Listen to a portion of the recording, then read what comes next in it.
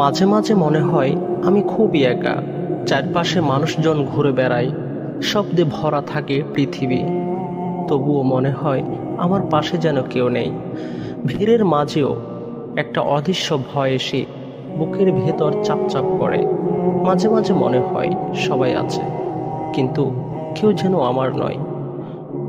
এই একাকিত্ব, এই ভয় যেন নিজের মধ্যেই একটা যুদ্ধ। কিন্তু অদ্ভুত এক শান্তি আছে, যেটা আমি খুঁজে পাই যখন আমি সিজদায় মাথায় রাখি। যখন নামাজে দাঁড়াই মনে হয় আমি আর একা নয়, আমি এমন এক শক্তির সামনে দাঁড়িয়ে আছি, যিনি সব ভয় দূর করে দেন, সব অন্ধকার আলো করে দেন। নামাজ পড়লেই মনটা হালকা হয়ে যায়, আর ভয় নয়, বরং একটা শক্তি, একটা সাহস জন্মায়। মনে হয় আমাকে কেউ আগলে রাখছে, আমাকে দেখছে, আমার কষ্টগুলো জানে।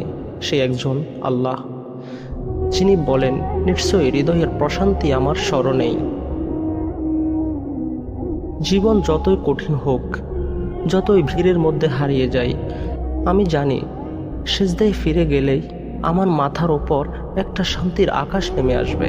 মানুষের ভিড় নয়, আল্লাহর কাছে যাওয়াটাই আসল নিরাপত্তা।